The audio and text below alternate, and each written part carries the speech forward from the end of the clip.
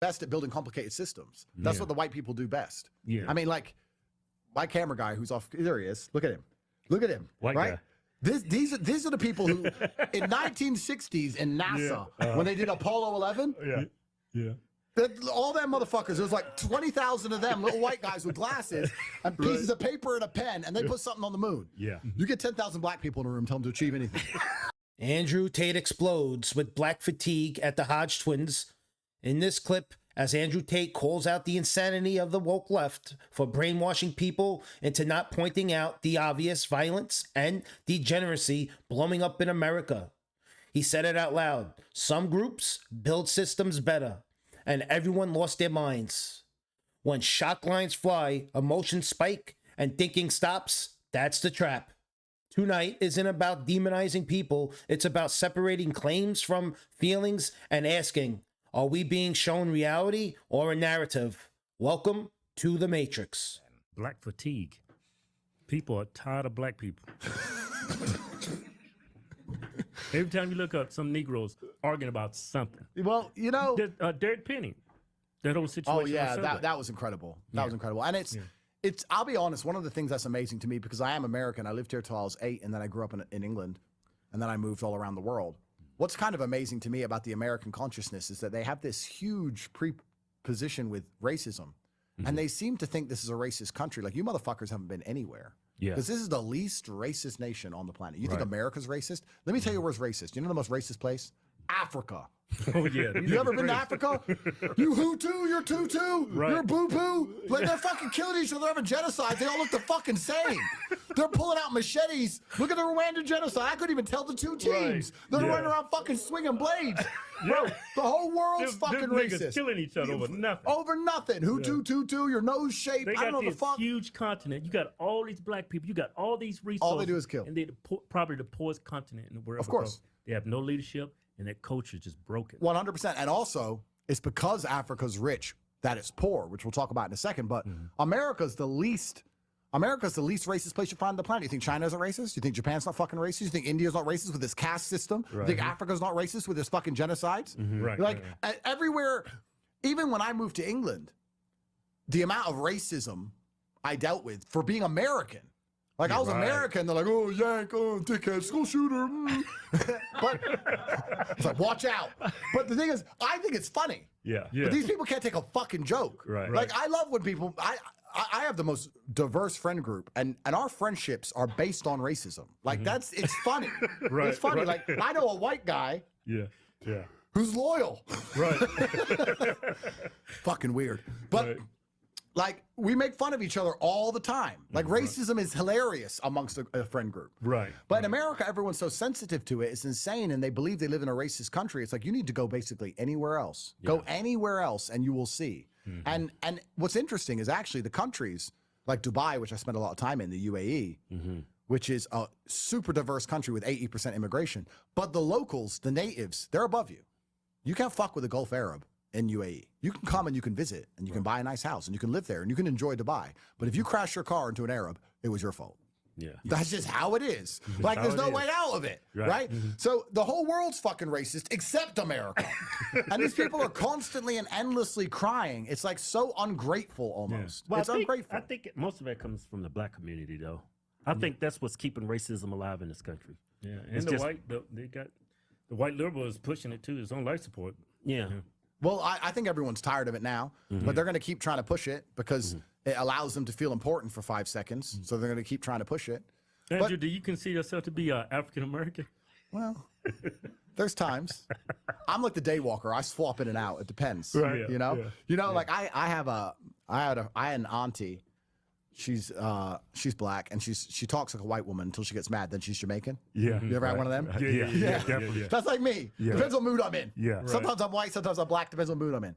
But no, it's really interesting. And also, pattern recognition isn't racism. We need to make that very clear. Like, if I think of a pedophile, I imagine a white man. And if I think of gang shooting, I imagine a black man. Call me racist, but that's just what I imagine, right? When I think of tacos, I think of Latinos. Well, that's right. Yeah, 100%. Build the wall. So we got enough tacos. It's fine. We don't need any more. So if I walk into a restaurant, a Latino restaurant, and I see a bunch of Asians making tacos, I'm walking right out. 100%. Yeah. So racial stereotypes also exist for a reason, but now we're going to try and tell us that we have to ignore basic pattern recognition or it's racism. And this is the point that's difficult, because I'll be completely honest with you. If I was Snow White and I was a police officer and I was in inner Chicago and it's 4 a.m. and I've stopped a Toyota Camry and there's 4 black guys in it, and my partner got killed 2 years ago because of a Toyota Camry with 4 black guys in it, and they're not compliant, I'll be trigger happy. Now, to pretend he's not, that's pattern recognition. Yeah, that's pattern. That's how you survive. That's how you survive in the world. Yeah. The reason our ancestors survived is because we saw someone go try and pet the lion. Got eaten, and we're like, there's a pattern here. You try. Oh, he died too. Okay, avoid the lion. Right. There's a pattern recognition. So what's interesting, what's so scary about this racism argument is it prevents people. I'll give you another example of this in a second, but it prevents people from acting appropriately, understanding that perhaps the world's not a perfect place. Perhaps it's never going to be fully balanced. So you need to understand when you are going to be deemed more of a threat. So if I was a completely black person in that Toyota Camry, I would say this officer's intimidated guys. We would be on our best behavior. Right. Now, they'll sit and say, I shouldn't have to do that. You shouldn't have to lock your door at night. But you do. The world's not a perfect fucking place. There's no such thing as shouldn't have to. I'm a big man. If I go and knock, let's say my car breaks down, and I go knock on someone's door in the middle of the night, I know that I'm scary. If a little girl knocks, they may open it. I'm going to be more intimidating. I have to keep that in mind. I'm not going to be at the door like they're trying to flex. They're not going to fucking open it. You have to know the game you're playing. Yeah, because white people, someone knocking on the door, they're like, I don't know this guy. This is probably a home invasion. Yeah, exactly. So what I'm saying is, and this get me in trouble, if you're a black person in the inner city and you understand how the inner city runs, when you're getting stopped by police, you should comply more than ever, because you should understand perhaps it's unfair he has these preconceived notions. Perhaps it's unfair. Perhaps you're a great person. Perhaps, yes. But the world's not perfect. And thinking that the world is perfect and us trying to push this ideal version of the world where everyone ignores basic pattern recognition is bullshit and garbage. I'm more intimidated when I walk past 5 men. If I'm walking alone at night and there's 5 men on a street corner, I find that more scary than 5 women on a street corner. Am I sexist? No, that's fucking, I'm not a dumbass. I'm a realist. I'm a realist. So this racism's gone so far now that we're disrupting the ability for people to be realists. So they're expecting a little white woman to walk past 5 big Negroes in the middle of inner city Chicago and be like, don't be racist, Jane. Don't be racist, Jane. Don't be racist. Hi, fellas. Like, bro, you're gonna lose your handbag, at least. Andrew Tate throws a grenade, comparing entire races by ability and having NASA as proof. That's rhetoric, not rigor. Systems aren't built by skin color. They're built by culture, incentives, education, capital, stability, and time. Swap any one of those, outcomes change. That's the part the soundbite hides.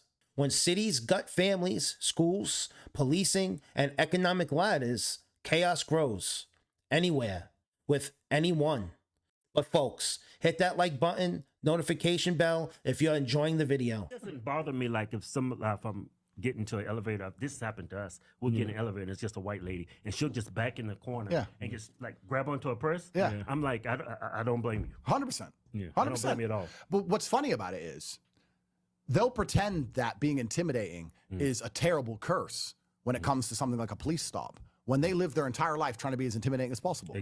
You're standing a certain way, you're dressing a certain way, you're listening to certain music, you're fucking gangbanging. You want everyone to walk past you to know you're a real fucking G. You want everyone scared of you all the time. Except for when the cop gets scared and pulls his weapon, then it's like, whoa, what's the problem? You've been scaring people your whole fucking life. You've been intimidating people your whole life. You could have had a 3-piece suit on and a fucking little hat. You've been fine. No, you're wearing a fucking Crip bandana. Why do you think I was a gangster? Like, talking in Ebonics. But it's bullshit. So all of this is done on purpose. This whole racism argument has gone way too far. As far as I know, black people and white people have basically the fair treat. The law applies to all of us. DEI actually gave black people a whole bunch of advantages over white people. So to sit here and believe that this is a racist country is completely ignorant. It's not a racist country. And you can succeed in this country if you, no matter what skin color you are, if you try your best and you conduct yourself the right way. And perhaps there'll be the odd scenario where you feel like you're being treated differently because of your skin color in a negative, but also you're not talking about all of the times you were treated in a positive because of your skin color. Perhaps because you're a big black man, you have problems in police stops, but you ain't got problems walking alone at night like a little white person does. So there's a bunch of times people were sitting there waiting to rob someone and goes, not him. Right. So you had the pros and the cons. Right. So you get the pros and the cons of these things. That's life. That's life. So you gotta take advantage of the pros.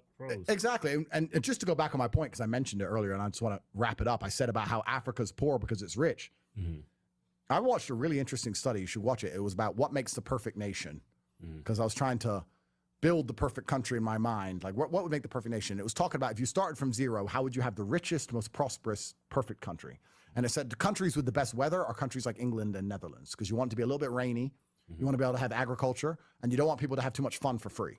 Like in Thailand, they ain't got to be rich. They just go to the beach, get coconut. They're living good. In England, you got to have a Ferrari and a mansion. You're still depressed. So you work very hard. You pay a lot of taxes. There's a whole bunch of things involved with it. But it said that if you have a complicated societal structure, natural resources makes your country richer. So like Norway is very rich. They have oil and a bunch of natural resources, but they have a complicated social structure. So they dig the oil up, and that money goes to the Norwegian Sovereign Wealth Fund, which goes into the stocks and bonds and the gold ETFs, and it's all tracked online, and they're a very rich country. Africa's super rich, but they don't have complicated systems. So what happens there is that they discover cobalt.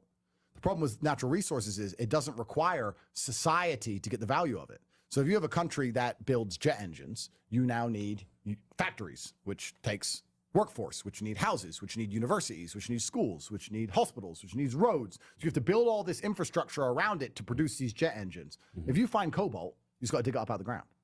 So Africa's problem is that it's so rich, they don't have these complicated structures. So what happens is they find cobalt, the dictator gets a deal from outside, usually the West, to get money into his pocket. They send a few soldiers and a few kids to go dig it up. They take all the cobalt out. It goes straight to the West. The dictator gets rich. None of the African people get rich. None of the African nation gets rich. They don't build anything, and the cobalt's gone. West is rich. Dictator goes to Dubai. Boom, done. So Africa's biggest problem is that it's actually so rich in resources that it's held back by how many things it has. If it didn't have any resources, they could build things and put it all together and start building jet engines, but they don't, because they're like, look, we found something interesting here. Dictator gets rich, few of the elites get rich, and the average person gets fucked. So it's kind of unfair. But that's the African stupidity. story. I mean, do you think that's? I'm going to sound like a white supremacist when I say this. I know what you're going to say. Don't even say Do you think that's genetic? Well, but come on, man. Byron Daniels is after me. Byron Daniels is after me. No, but let's think. Well, let me take that back. It's not genetic, it's culture. Yeah. I mean, but culture on a long enough time frame is genetic. Yeah. This is the problem. Yeah. So like if when white people, you know what I love? If you watch on Twitter, it's actually the best argument. It's so fun. The race realists, the super racists who say like black people are genetically different to white people and you're more violent and and all this shit. They always attack me on Twitter they call me mulatto and all this shit. It's so funny. And I read all their shit. I read all their shit. I read all the race realism stuff. And I'm kind of sitting there going, kind of agree with some of it. Yeah. They're saying black people are more naturally violent. I'm like, hey, damn right. Watch out. But that's right, pussy. But culture on a long enough time frame becomes genetics. I mean, let's be honest. Is the average African as smart as the average Westerner? No. I would argue that if you go to the Central African Republic, where they don't have schools and they don't have infrastructure, and their parents haven't been to school and their grandparents haven't been to school, that probably they're not as smart as somebody who's their entire bloodline's been university educated. Probably that is true. So after a long enough time frame, it becomes genetic, and then you want to take enough of them and dump them over here and expect them to operate within complicated systems they don't fully understand. They're probably just going to say, "Fuck it, let's rob the store," and then you have. I mean, this is realism. This is realism. Yeah, because you look at Africa, it's a continent, it's not a country, but if that was a country like the United States with the resources they got, the manpower they have, it would be a superpower. It should be the biggest superpower. It should be a superpower. But this little United States, majority is white, is running the world. Well, white people are the best at building complicated systems. That's what the white people do best. Yeah. I mean, like my camera guy who's off. There he is. Look at him. Look at him. White guy. These are the people who, in 1960s in NASA, when they did Apollo 11. Yeah. All them motherfuckers, there's like 20,000 of them, little white guys with glasses and pieces of paper and a pen, and they put something on the moon. Andrew Tate just dropped the sledgehammer on wokeism. The Matrix wants you trapped in team tribe thinking. Defend your side. Ignore variables that actually move outcomes. Erase nuance. Inflame identity. Profit off division. Truth is inconvenient. Strong families matter. Competence matters. Incentives matter. None of that is genetic. It's built or neglected. That's not prejudice. That's cause and effect.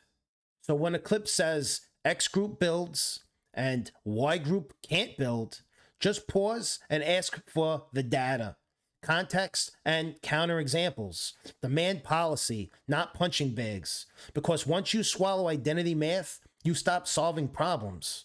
But thanks for watching. Let me know down below what you thought about what Andrew Tate had to say with the Hodge Twins about the epidemic of black fatigue in America.